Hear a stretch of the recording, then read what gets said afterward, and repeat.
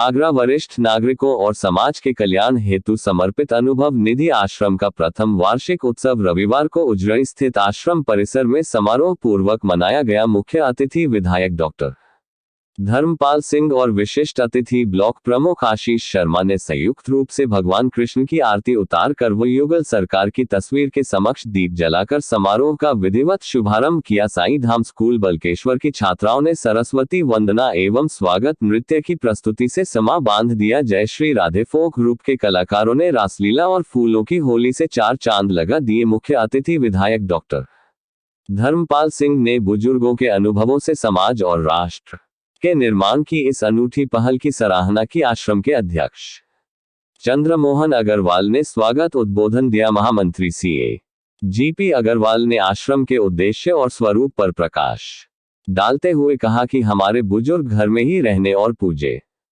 जाने चाहिए, लेकिन जिनके बच्चे विदेश में रह रहे हैं या जो किसी अन्य कारण से रिश्तों की भीड़ में अकेले हैं और जो समाज के लिए बोझ न बनकर समाज के लिए योगदान करना चाहते हैं, उनके लिए यह अनुभव निधि आश्रम बनाया गया है।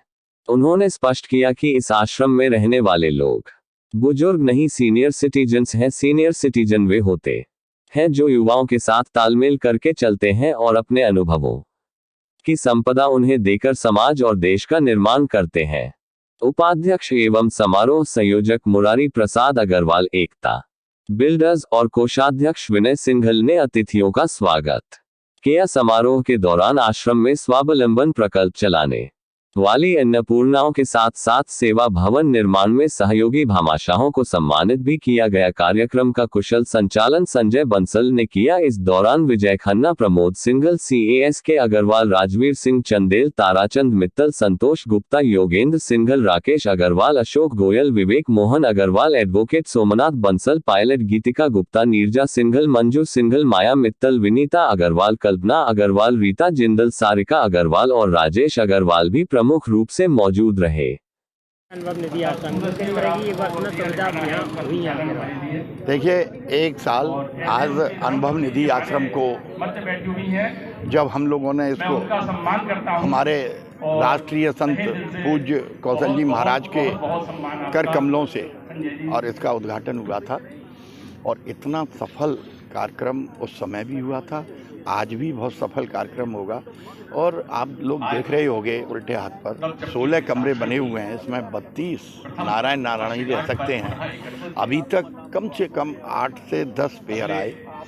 हम लोग उसमें प्रयास करते हैं कि जहाँ से ये लोग आए हैं, अगर उनके बच्चे, उनके पुत्र अगर कहीं भटक गए हैं और थोड़ा बहुत भी अगर वो अगर ईश्वर में आस्था रखते हैं, तो हम लोग अनुभव निधि आश्रम के सभी सदस्य उनको समझाते हैं और वो कुछ अपने माँ बाप को अपने घर वापस ले जाते हैं। तो इससे बड़ी और खुशी की कोई बात नहीं होगी। इस तरीके से लगभग 6 हमारे परिवार अपने घर वापस हो चुके हैं।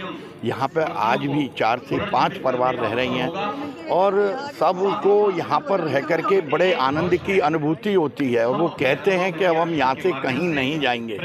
यानी कि एक्चुअल में अगर इस आश्रम को कहा जाए तो स्वावलंबी, जैसे कि हम ओल्ड एज में जाने के बाद हम हाथ पसारते हैं। बहुत सारे वृद्ध आश्रमों में हमने देखा है कि लोग हाथ पसारते हैं कि हमको ये दे दीजिए। हमारे यहाँ हाथ पसारने की रवाज नहीं है, हमको कुछ देने का है।